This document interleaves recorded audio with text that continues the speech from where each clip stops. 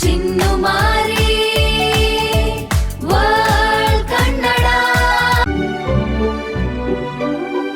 ಚಿನ್ನು ಒಂದು ದಿನ ಸುಂದರವಾದ ಕಾಡಿನಲ್ಲಿ ನಡೆದುಕೊಂಡು ಹೋಗುತ್ತಿರುತ್ತಾನೆ.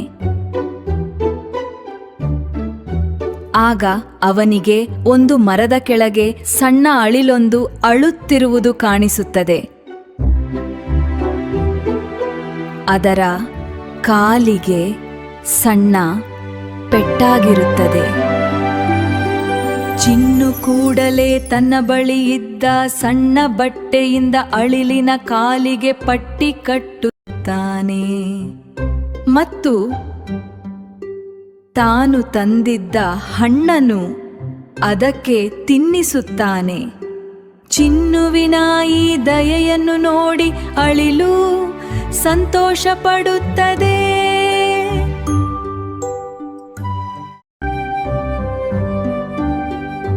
ಕೂಡಲೇ ಆ ಅಳಿಲು ಮಾಂತ್ರಿಕವಾಗಿ ಹೊಳೆಯಲು ಆರಂಭಿಸುತ್ತದೆ.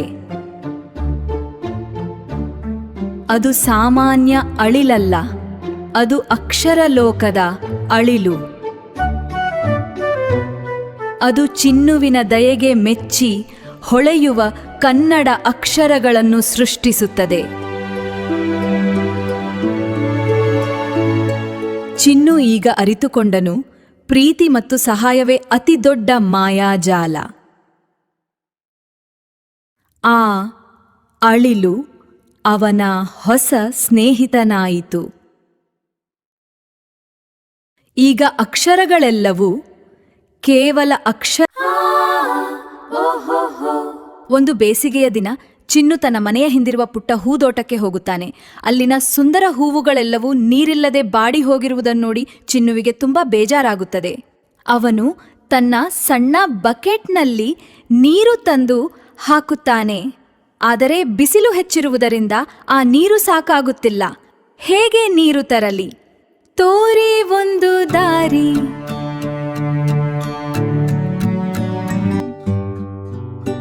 ಅಲ್ಲಿ ಒಂದು ರೆಕ್ಕೆ ಪೆಟ್ಟಾಗಿದ್ದ ಬಣ್ಣದ ಚಿಟ್ಟೆಯನ್ನು ಚಿನ್ನು ನೋಡುತ್ತಾನೆ.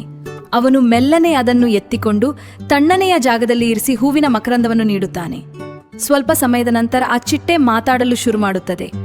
ಚಿನ್ನು, ನೀನು ನನಗೆ ಸಹಾಯ ಮಾಡಿದೆ, ಆದರೆ ನೋಡು, ನಮ್ಮ ಈ ಸುಂದರ ತೋಟ ಸತ್ತು ಹೋಗುತ್ತಿದೆ. ನಮಗೆಲ್ಲರಿಗೂ ಕುಡಿಯಲು ನೀರು ಬೇಕು ಎನ್ನುತ್ತದೆ ಚಿಟ್ಟೆ.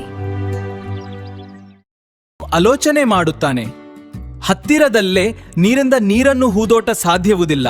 ಆಗ ಚಿನ್ನು ಹಳ್ಳದ ಹತ್ತಿರ ಹೋಗಿ ಅಲ್ಲಿದ್ದ ಕಪ್ಪೆಗಳು, ಇರುವೆಗಳು ಮತ್ತು ತನ್ನ ಸ್ನೇಹದ ಚಿಟ್ಟೆಗಳನ್ನು ಕರೆಯುತ್ತಾನೆ. ಎಲ್ಲರೂ ಸೇರಿ ಒಂದು ಉಪಾಯ ಮಾಡುತ್ತಾರೆ. ಇರುವೆಗಳು ಸಣ್ಣ ಸಣ್ಣ ಮಣ್ಣಿನ ದಾರಿ ಮಾಡುತ್ತವೆ. ಚಿನ್ನು ದೊಡ್ಡ ಕಲ್ಲುಗಳನ್ನು ಪಕ್ಕಕ್ಕೆ ಸರಿಸುತ್ತಾನೆ ಮತ್ತು ಸಾವಿರಾರು ಚಿಟ್ಟೆಗಳು ತಮ್ಮ ರೆಕ್ಕೆಗಳನ್ನು ಒತ್ತಡ ಸೃಷ್ಟಿಸಿ ನೀರು ಹರಿಯಲು ದಾರಿ ಮಾಡಿಕೊಡುತ್ತವೆ. ನೀರಿನ ಹರಿವು ತೋಟವನ್ನು ತಲುಪುತ್ತಿದ್ದಂತೆ ಬಾಡಿದ್ದ ಹೂವುಗಳು ಮತ್ತೆ ನಗಲಾರಂಭಿಸಿದವು. ಬಣ್ಣ ಬಣ್ಣದ ಚಿಟ್ಟೆಗಳು, ಇರುವೆಗಳು ಮತ್ತು ಕಪ್ಪೆಗಳು ಒಟ್ಟಾಗಿ ಸೇರಿ ಸಂಭ್ರಮಿಸಿದವು. ಆ ಮಾಂತ್ರಿಕ ಚಿಟ್ಟೆಯು ಚಿನ್ನುವಿಗೆ ಕೃತಜ್ಞತೆ ಸಲ್ಲಿಸಿತು.